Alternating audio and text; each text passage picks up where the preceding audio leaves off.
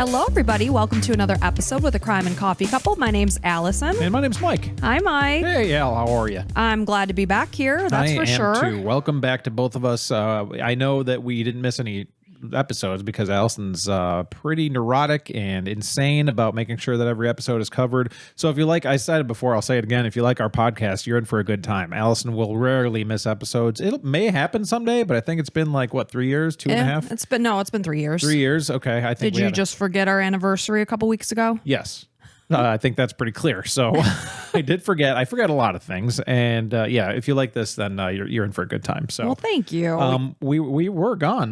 Because there was a hurricane here in Florida. And so many people checked in. And we just said this to our patrons and Apple subscribers. Yeah, exactly. And I said, thank you so much for all the nice wishes and checking in on us. Got a couple DMs and stuff on Instagram. So thanks so much. Yeah, it was really heartwarming. It was very scary. Everyone who lives in this area was just sick to their stomach with worry because something about a hurricane. I mean, we were born and raised in Chicago, so we were not used to that moving here. Something about natural disasters. It's just something like it seems to be getting worse as the years go by. I swear I think about like the first 10, 12, 15 years of us living in Florida, and I don't recall dealing with this. Yeah. And there's just something about knowing this monster is coming to you and you're just sitting there waiting. Yeah. And yes, you can prepare. You could bring your things inside, but we don't have hurricane windows. We don't have shutters. And that's why some people mention we evacuated to Orlando just to be that much more inland because the hurricane was coming straight at us and across our state. And my neighbor was like, oh, well, it's still over the track. And if you listen, Scott, then I'm making fun of you right now.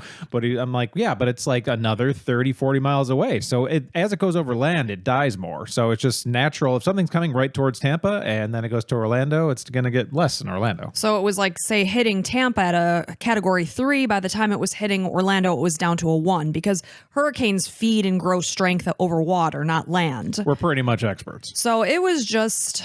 everyone was sick to their stomach. We were without power for a handful of days, but we have nothing to complain about, in comparison to some people who have lost their homes. Oh, yeah. We got off scot-free, basically. Yeah. And I mean, granted, like a few of our screens over our pool were blown out. Big deal. Had no power for a few days. Nothing.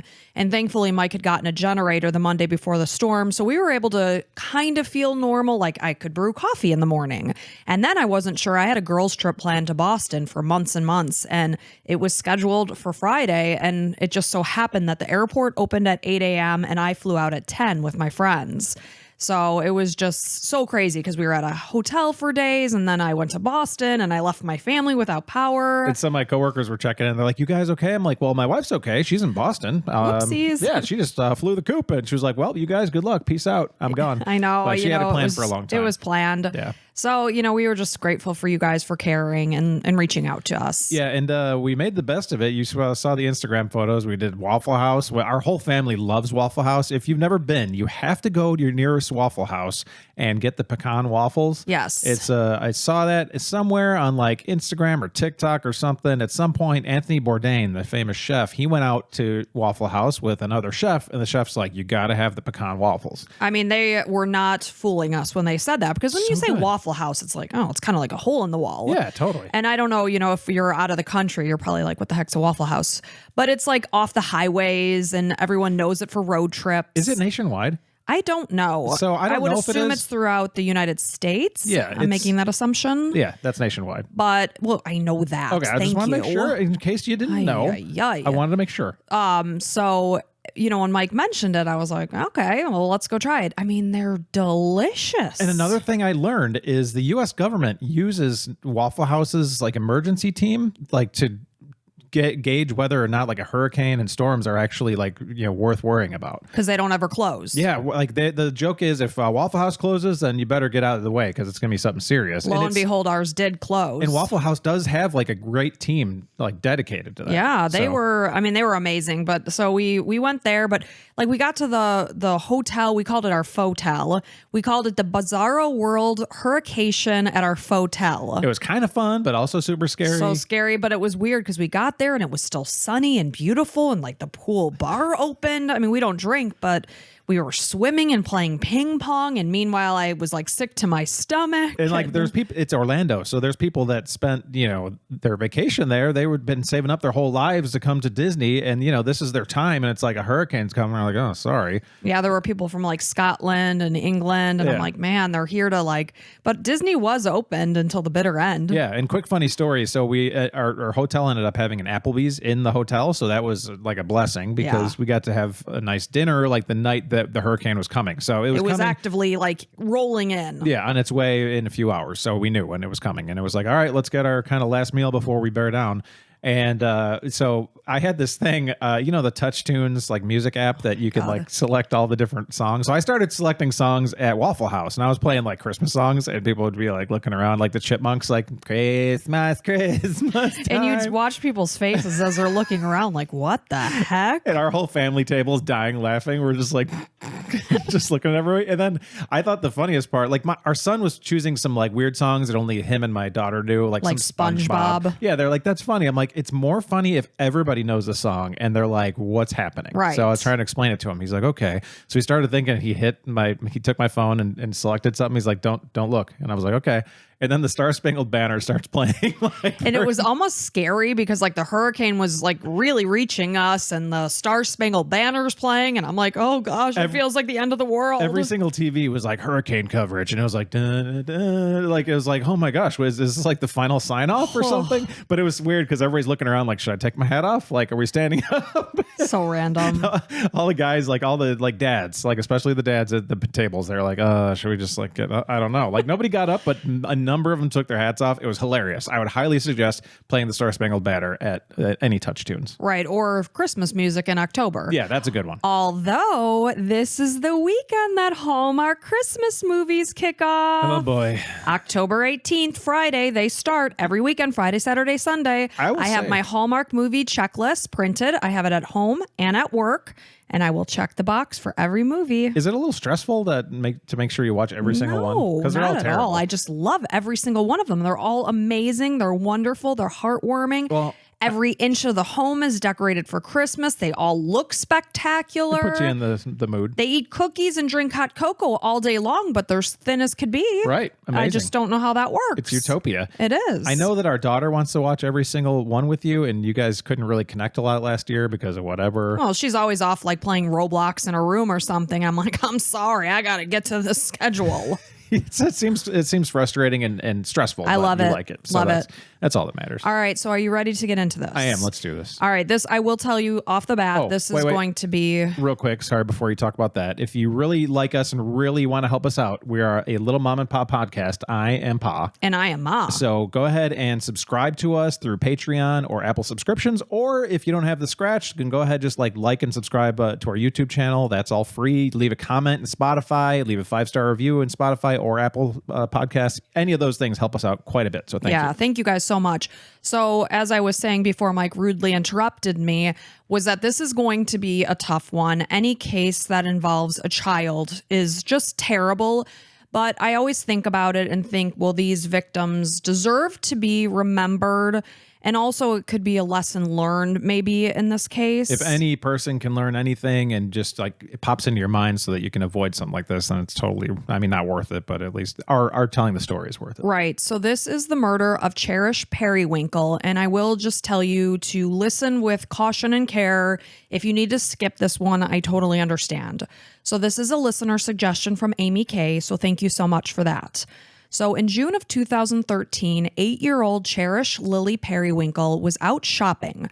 Just an innocent, mundane task that we all do. And can I say really quick, a fantastic name. Like Wonderful. If you meet Cherish Perrywinkle, you're never forgetting her. Right. Name. It's a perfect name. So they're in Jacksonville, Florida. They're doing the mundane task of just shopping when she ended up being abducted by a man who had a criminal history of preying on children from as far back as the 1970s. This is like every parent's absolute worst nightmare. And like when you start going crazy about it, you're like, man, it's not going to happen. It probably won't happen. It's like, what are the odds?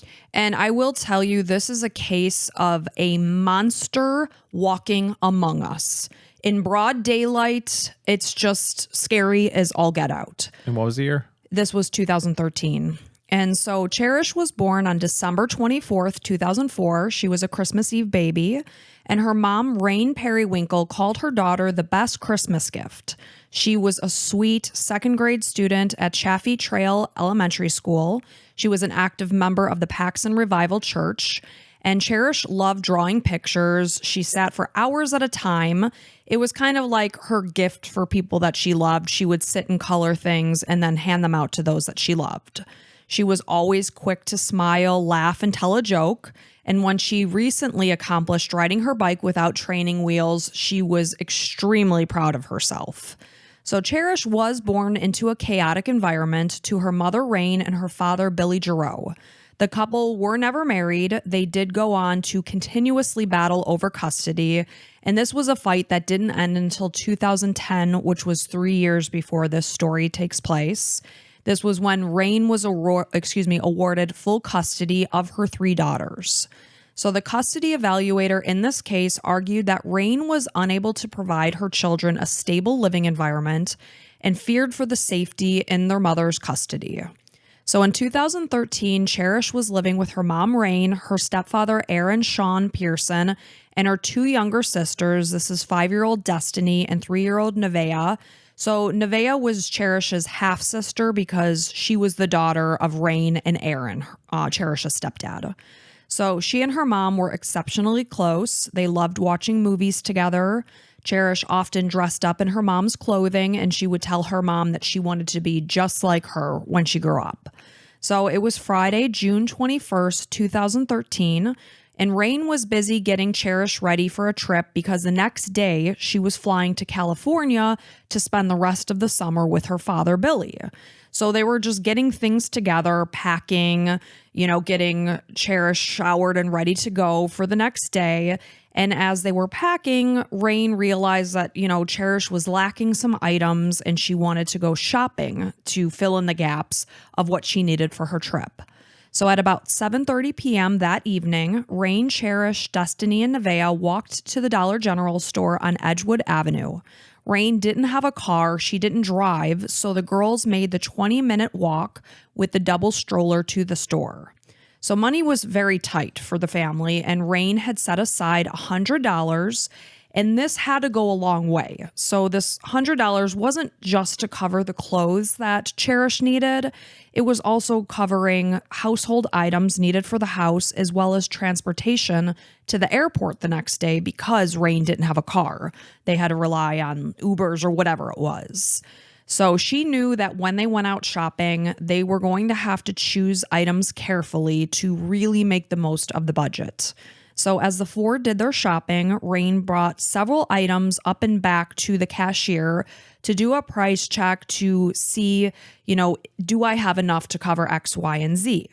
And she had her heart set on this white dress that had hearts printed on it. She thought it would be just the perfect outfit for Cherish to take to California with her. So when the cashier told her the price, she was forced to put it back, knowing that it would just put her over her budget. And at this point in time, she was completely unaware of the fact that a man seemed to be monitoring their every move during this time. Creepy. So as Rain was wrapping up shopping at Dollar General, she's up at the cashier. She's, scanning through her items and checking out. And the cashier mentioned to her that a man was asking the cashier about Rain and her daughters. Wow. And this man specifically asked the cashier, did Rain have to put the dress back that she wanted? And, the cashier was like, yeah, I think she did. So she kind of pointed him out. He was like out in the parking lot. Well, at the first thought, I would think like maybe he's going to try to buy it for her. Right. So when Rain and her girls left the store, the man that the cashier was referring to was still outside. Soon the man approached the Perrywinkle family and he told Rain that his name was Don. He said that he had little ones of his own so he could sympathize or empathize with her situation. Super sweet, right? Right. And there are good people in this world that do want to help people. Way more good than bad. Right. So he told Rain that he was waiting for his wife. They had a $150 gift card for Walmart.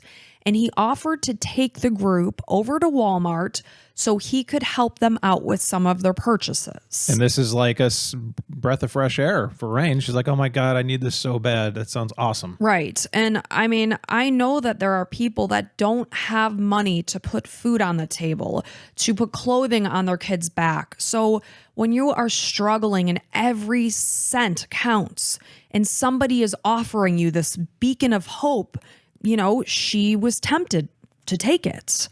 So the cashier later reported seeing the man speaking with Rain in the parking lot for about 15 to 20 minutes. So it wasn't just a quick interaction. It went on for a good 20 minutes. So looking back, Rain tearfully admits that she should have told the man no, but she desperately needed clothing for her girls, so she agreed. Man, there's so many people that would honestly give that kind of money and feel bad and do it. So like, I don't feel like Rain, you know, obviously looking back now, yeah, she wishes she didn't, but you can't blame her for taking them up on it. She didn't know she was dealing with the devil. Right. So Don's wife, this mysterious wife, still hadn't come around, and he said, well, she'll just end up meeting us at Walmart. So during their conversation, you know, you can tell Rain is very torn about what decision to make. They're still standing in the parking lot of the Dollar General. All of a sudden, being Florida in the summer, this is how it goes. The weather turns on a dime. What was once a sunny moment is now dreadfully dark and stormy and pouring. So it was starting to rain, and Rain knew that she had a 20-minute walk ahead of her with this double stroller and 3 kids that are 8 and under. So, you know, she's just, it was almost like the rain was a sign that she should take the ride. And she hesitantly and reluctantly agreed, and they headed towards Don's van. So they loaded the double stroller inside Don's white van that had carpet inside. The windows were covered with blinds. The drive to Walmart took about 10 minutes, and during that time, they were just chatting, and Don told Rain that he had worked for Jacksonville's Habitat for Humanity. He knew just the things to say. Oh, I work for Habitat for Humanity. I have a wife. Yeah. You know, Makes him seem very safe. He specifically said that his wife was from the Virgin Islands. When they arrived at Walmart, Don told Rain that he was going to wait in the van for his wife to arrive, and Rain went inside shopping with her 3 girls, and he said he would meet them in because, of course, he had this gift card that he was offering. So they headed over to the clothing section, and soon Don did join them inside. Still, there's no sign of this wife that he's claiming to have. It was clear that this man was not doing much shopping of his own. He's kind of just trailing the girls around. He had placed a rope inside the shopping cart, but other than that, that was the only item he had put. Okay. His focus really did seem to be specifically on Cherish. He interacted with the girl in the shoe section. He offered to buy her a pair of new shoes. And you might think, oh, that's nice. You know, kids need shoes. But this was bizarre. As Rain looked at the shoes, she immediately saw that they were completely inappropriate and bizarre. They were high heels for an adult woman, to the point that Rain was like, I wouldn't even wear these shoes, let alone my 8-year-old daughter. So red flag. So more disturbing, during their shopping trip, Don had wandered over to the dressing room with Cherish on 2 occasions. There was no elaboration as did they go into the dressing room. I don't know. Just him and Cherish? Yeah. Okay. So as it was getting later, Walmart made an overhead announcement at 10:30 p.m. indicating that they would be closing in 30 minutes. So the group was hungry. They had yet to eat dinner. It's nearing 11 p.m. and Don offered to buy them cheeseburgers or hamburgers from the McDonald's that sat inside the Walmart. And Rain allowed Cherish to go to the McDonald's with Don. Mm-hmm. After about 20 minutes, she's wrapping up her shopping. She's got this full shopping cart. She's realizing they're still not back with these cheeseburgers. Oh, no. So she went on to investigate their whereabouts and realized in horror that not only was the McDonald's closed, uptight, no employees in sight, there was no sign of Don and Cherish at this point in time. That's when you just feel like this rush of horrible terror all over your body. It's like the rug is pulled out from underneath you. Your stomach and your heart just drop to your feet. I would just feel heat from like head to toe. Just be sick. like, oh no. So she later reflected that she agreed to let Cherish go with Don because the McDonald's was inside the store and there were still a lot of people milling about, so it gave her a sense of safety. So when Rain called 911, she was utilizing a Walmart employee's cell phone because she did not have a cell phone of her own. She told the dispatcher that her daughter was missing. She explained the circumstances that led to Cherish disappearing. She indicated that she only agreed to go to Walmart with the man named Don because he told her that he had a wife. She elaborated that it is not in her nature to take rides from strangers. Rain said that the man had white hair and dark eyebrows, and she had a gut feeling. She had a strange feeling about him when she first met him. And if you listen to true crime podcasts, we always say, listen to your gut. If somebody is making you feel a way, screw politeness. Yeah. Just trust your instincts. Especially as a female. Hindsight is 20/20. Right. So she explained that she allowed Cherish to go with him to the dressing room twice while she was looking at shoes because she didn't want Don to think that she was an overprotective person. And you know what? That's another thing. Screw whatever anyone thinks. Yeah.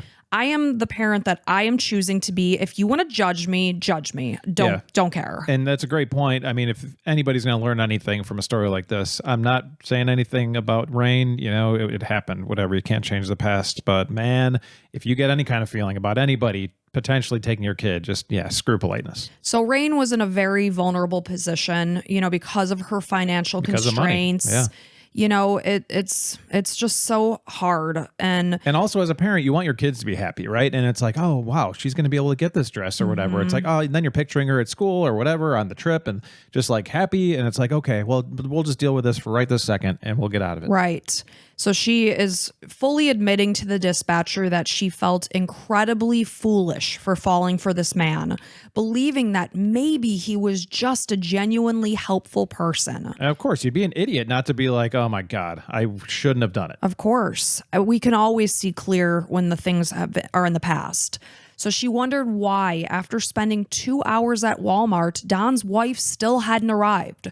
That was another red flag that as the time was going by, she's like, this is probably just a story. And it's 10:30 at night. Right. She's not showing up. Edging on 11 p.m. They probably bumped into Don, I don't know, maybe at 7:30, 8 o'clock. It's weird. So this is hours that have gone by. But by that time, the shopping cart was already full. She was already in that deep. So she just felt like maybe it was too good to be true at that point. So Rain said that she had been searching for Cherish inside the Walmart for about a half hour, just hoping and praying that they found that the McDonald's was closed and wandered off to some other section of the store. Vending machine or whatever. Just like, okay, I can put everything to rest. All my fears, my worst fears done, but unfortunately, I don't think it's going to end up that way. No, and the store is basically closing at this point, if not already closed. There were no other shoppers inside, and she had to admit that the worst had happened. So she admitted that she should have never allowed her daughter to walk off with this man. She realized that he was focusing too much attention on Cherish, something else that she noticed. She noticed that. She mentioned that he wanted to buy her these high-heeled shoes that were even too high for herself to wear. Again, another red flag. She told the dispatcher that he had been grooming Cherish and she hoped to God he wouldn't rape or kill her. And she did go on to mention that something like that had happened to her when she was young. Oh, no. So Rain wept as she explained that she couldn't remember even what Cherish had been wearing that night because she was so frazzled and so sick about what was happening. Oh, wow. I can only imagine the media and how much she's going to get attacked here. Yeah. She couldn't really give the exact details of Don's van, other than the fact that it was white. As officers arrived and began their investigation, they realized that Rain and her girls had spent the evening with a man who was known to authorities.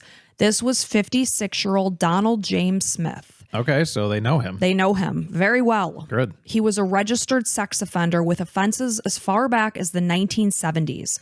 He had only been released from prison 3 weeks earlier. So how did they find him so quickly? CCTV. Okay.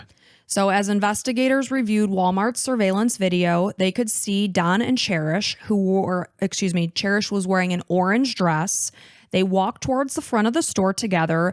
They did kind of hesitate at the closed McDonald's. And then at 10:44 p.m., they watched as they walked through the front doors of the store. And then outside cameras showed them climb into Don's 1998 white Dodge van and drive off. This was the last image of Cherish alive. I mean, could you get any more like stereotypical? This like human scumbag. He gets out of jail. 3 weeks, he gets himself a van, like a white van with like covering up the windows. Like this is everything everybody knows about kitty touchers. I mean, classic. Horrible, horrible. And like it's a perfect example of why anybody who sexually abuses a child should have their like balls chopped off and like something done. I don't know, like cut different things out of them that makes them. I don't like. It's very barbaric, but like these people do not deserve to live. So if They you're are a let them, danger to children. absolutely, they'll never be fixed. Like unless you can like totally fry their brains or something. Like there's a part of them that needs to have with children, and it's absolutely sick. Like they can't be fixed. Okay, so like as a society, it's. I wish a political person would stand up and just be like, we've got to somehow eradicate the society from like, you'll never get rid of all of it. Cause like, you know, obviously mental illnesses happen and this is a form of a mental illness. It's like, you know, I'm attracted to women my age, but like there's people out there attracted to little kids and it's just like so horribly sickening. It is. So within 6 hours of the 911 call that was placed by Rain, police put out an Amber Alert for Cherish. The following morning, a second 911 call came through, and the caller indicated that they were aware of Cherish's abduction. They had heard about it maybe through the Amber Alert. They were calling to report seeing a white van that was parked deep in the bushes behind a church. The van looked suspicious, and then they heard about Cherish and put 2 and 2 together and realized that this could be part of the abduction. I mean, this guy's not careful. He knows that he's wanted for this kind of stuff. Yeah. He doesn't care. He just has this need in his head that he's going to take kids. Right. So then a third 911 call came through, and the caller said that they rented a room in Don's mom's house, which is also where Don lived. He told the dispatcher that it was only the day before that he helped Don remove 2 seats from his van, and as they were doing this, they were just chatting. Don told this man, Charlie, that he had been out a couple of nights before. He was hanging out with people in the woods at a makeshift homeless camp. And according to Charlie, Don specifically mentioned the fact that this is a location that cops have never raided. It's basically where you can kind of go off the grid and do whatever it is that you want. So Charlie called 911, speculating that maybe this could be a place that Don went with Cherish. So, you know, it didn't end up being the case, but it was just another 911 call. So on the morning after Cherish's abduction, it was Saturday, June 22nd, 2013, and police were addressing an unrelated traffic accident when all of a sudden they see Don's distinctive van drive by. So when police pulled the van over on Interstate 95, they found Don behind the wheel. He was wearing the same clothes that they could see him wearing in surveillance on Walmart's cameras. Not only that, but the lower half of his body was soaking wet. So the van held the items that Rain had purchased from Dollar General the evening before, but Cherish was nowhere to be seen. The double stroller that Rain had placed in the van was also missing. He admitted that Cherish had gotten into his van at Walmart, but claimed that she had jumped out at a red light and simply ran away. I dropped her off at a bus station. I don't know what happened after that. Like everything that they always say. Right. So meanwhile, police headed to the church because they got that 911 call saying something just didn't look right about it. And with the help of a canine dog, it was here that officers tragically found Cherish's body in the marsh of the Broward Creek behind the Highlands Baptist Church. So incredibly sad. She was lying on her left side, half underwater, covered and weighed down by a fallen tree, bricks, and grass.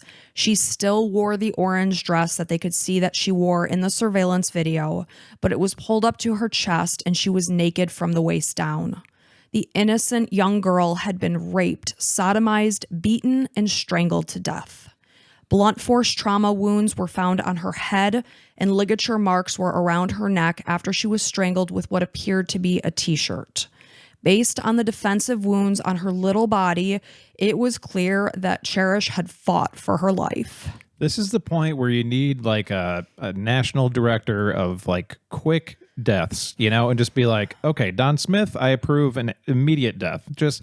And I know, there's a lot of people like, are you playing God? I'm happy to play God in this scenario. Like, this is, I'm not God. I'm not trying to say that. But you'll hear back, though, that this guy is a repeat horrific offender. Anybody who has that in their brain, I've said it's never going to stop, right? So just this guy needs to be eradicated, or his whole awareness level just needs to be totally wiped out. Like, if you're going to not fry his brain, you need to kill him. He needs to be wiped off the earth. 100%. Or like you said, castrated or something. And even that's not even safe. Enough if there's still the neurons in his head that are connecting. I don't know if that's safe enough. Nothing is safe enough besides this guy's death. And I know that's a controversial topic. I would love to hear, if you don't think this guy should die, I would love to hear. And I can have conversations with people. I'm very open-minded to things. But how can somebody like this, the only thing you would say is that it's not up to me and who lives and dies. Right. I totally get that, but I'm going to say it's up to me and this guy should die. There's no arguing that this man is incredibly sick and dangerous.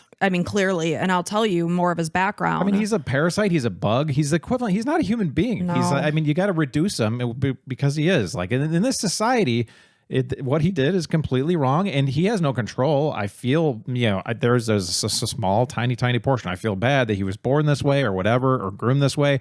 It sucks, but sorry, buddy, you're done. So Don Smith was arrested. He was charged with kidnapping, sexual battery of a person under 12, and first-degree murder. Area and national media outlets covered this case extensively and highlighted Smith's prior sex crime convictions, which occurred in 1977, 1992, and 2009. Just every time he's let out of jail. Right, absolutely. I mean, again, he had only been out for 3 weeks at this point in time. Hundreds went on to attend Cherish's funeral, which was also locally televised. Cherish's father, Billy Giroux, arrived in Jacksonville on June 26 and said that he was in absolute shock and disbelief that his baby girl was gone, and words couldn't even begin to touch how he was feeling. His little girl was supposed to get on a plane to spend the rest of the summer with him the following day, and instead a monster walked out the double doors of Walmart and did the worst possible thing that he could have ever done to his daughter. And of course, he's to his, to Rain, he's probably like, how could you let her do this? He's going to give her the 3rd degree, which I get, but it's obviously she didn't want her kid to get abducted and raped and all that stuff. So in 2015, as Smith's case moved toward trial, his defense team filed a motion to change the venue due to the widespread media coverage. Oh, please. You're not going to have any chance. Go ahead and file Ridiculous. Whatever. It's basically they're trying to get money. I don't even understand if he can pay them. Does he have money? I don't know. I'm sure he doesn't. Stupid. And the brutal nature of this case. How do you even defend him? Sorry to interrupt you. That is the question. And that's what I kept thinking about. I understand how the judicial system works and that we all have to have lawyers. But as the person that's arguing to get whatever charges lowered or dropped, you want this person out in society? I think the only solution is it's a public defender and they have to take the case because it's public, right? So in a million years, sell my soul to the devil before I defend this man.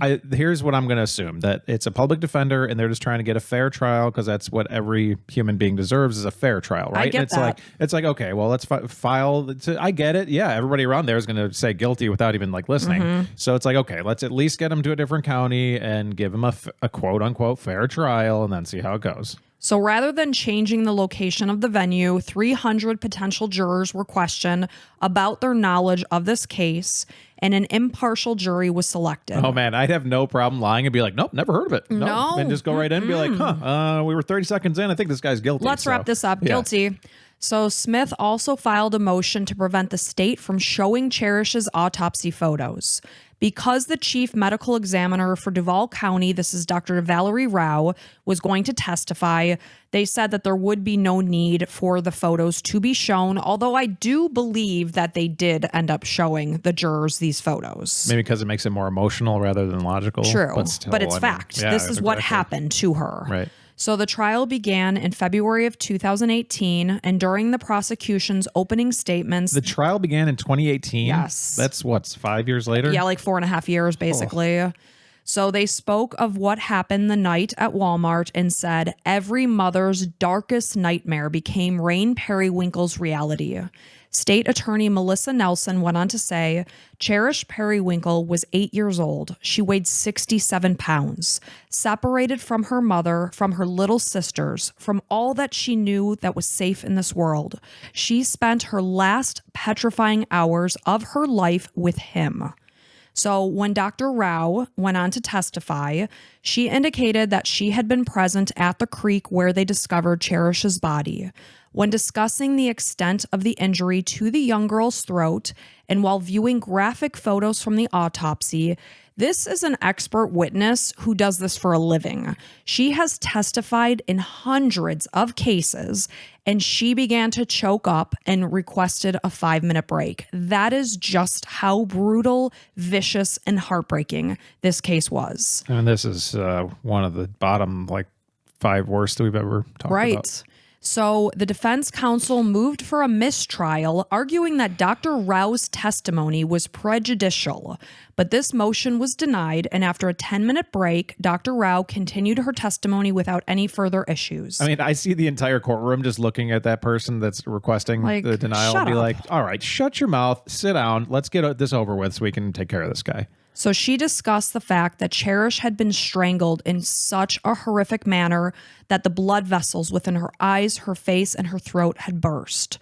The jury was informed that Cherish had not died a quick and easy death, and instead she had died a brutal and tortured death. And according to Dr. Rao, it would have taken the 8-year-old about 5 minutes to die from strangulation after every horrific thing that had happened to her before that moment.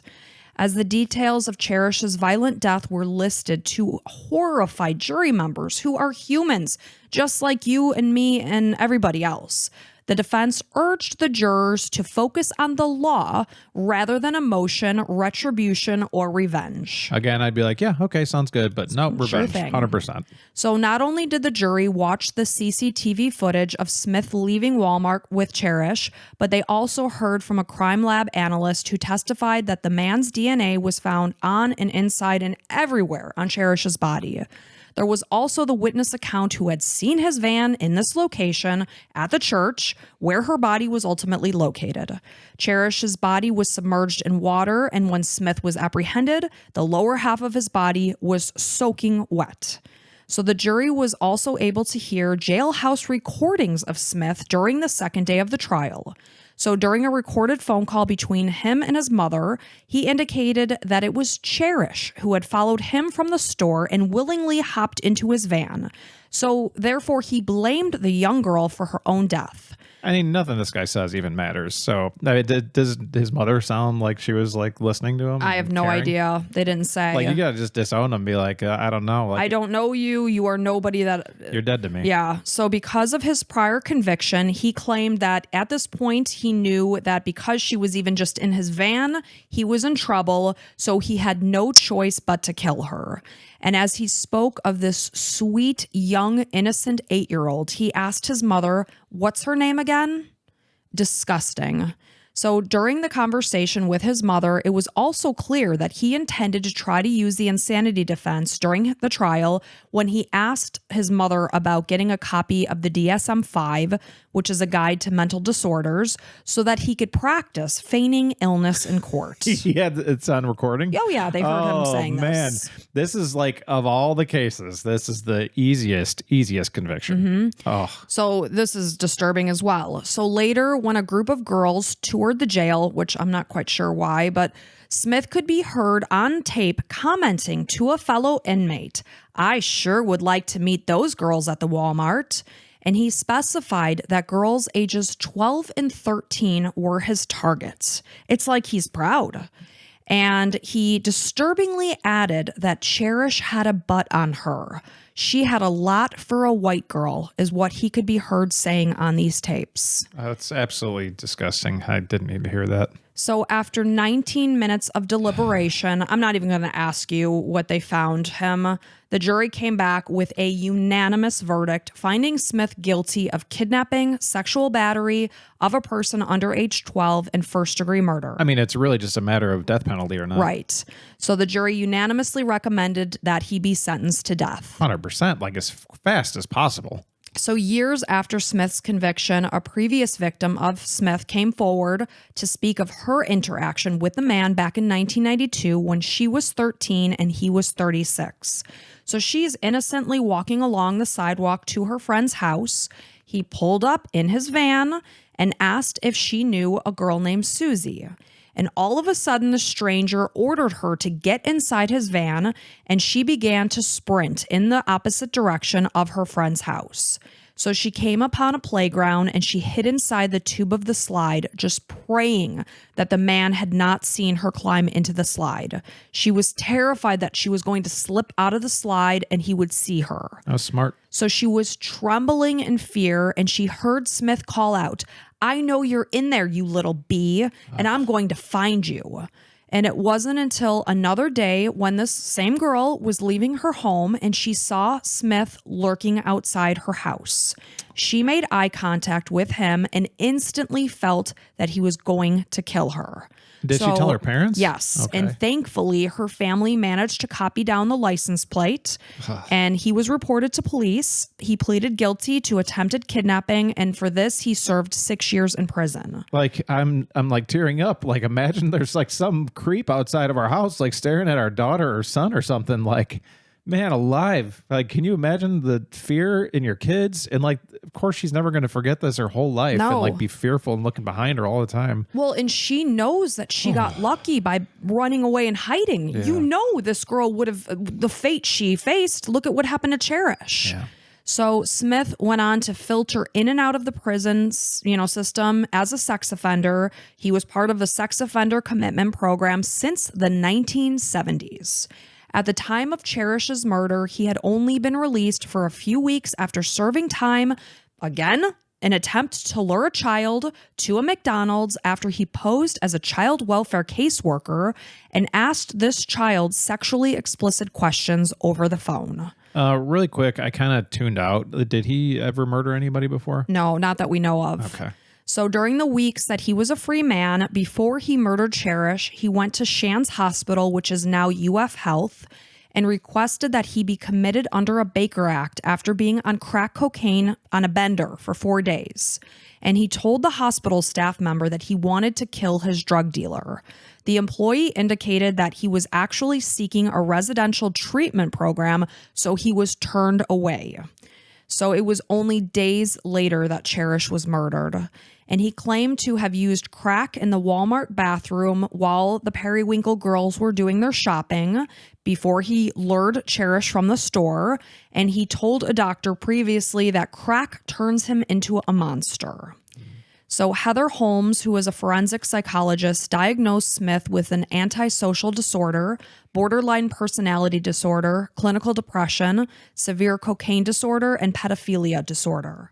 The jury was told by the defense that by age 5, as young as age 5, this man or boy was already showing signs of sexual awareness. By age 13, he was participating in voyeurism and public masturbation. Donald Smith, who is now 67 years old, remains relentless in his efforts to avoid execution. In January of 2024, he was back in court seeking post-conviction relief. He's still alive? Yes. What the hell is wrong with people? Like, can an inmate kill him, please? Like, beat the living shit out of him. Well, and you think prisoners that are in prison for this reason usually get the brunt of any kind why of... is he alive? Like, wherever he is, guys, like, come on, step up to the plate. Like, bash his skull in. This guy... Oh my God, of anybody we've ever talked about, like, this scumbag needs to be be rid of.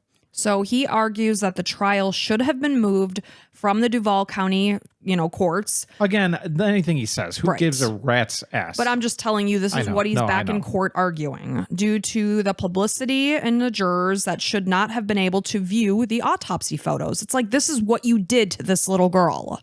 So each argument has been rejected due to the overwhelming evidence of guilt. In 2023, Smith and his attorneys filed a 78-page motion to vacate his sentence on the premise of ineffective counsel, claiming that his original trial attorneys mishandled the case. So in the weeks after Cherish was murdered, Rain Perrywinkle's 2 younger daughters were removed from her custody.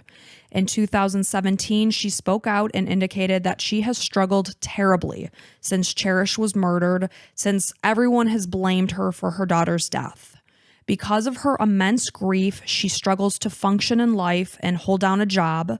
Destiny and Nevaeh have since been adopted by a relative in Australia. It was clear that on the horrific night of June 21st, 2013, Don Smith had preyed on the vulnerabilities of a struggling mother out shopping with her 3 young daughters. Because Cherish had spent hours in Smith's presence, rode to Walmart in his van, she had no hesitation in climbing in with the promise of McDonald's as he drove her to her death.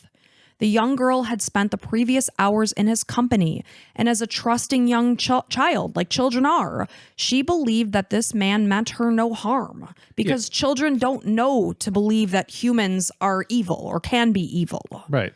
So Smith had been able to casually walk away with his victim, avoiding any concerning scene, and fellow shoppers would have just seen nothing more than what appeared to be a grandfather walking out of that store with his granddaughter. The 911 call that Rain placed shortly after her daughter's disappearance highlights her intuition. From the beginning, something didn't seem right to her during her first interactions with Smith. She pushed these instincts aside and hoped that he was nothing more than a good Samaritan who simply wanted to provide her assistance. His conversation and mention of a wife and a job at Habitat for Humanity slowly put her at ease, allowing her to push her concerns away. Fearing that being perceived as an overprotective mother, he would judge her, so she went against her better judgment. In this case, she admits that.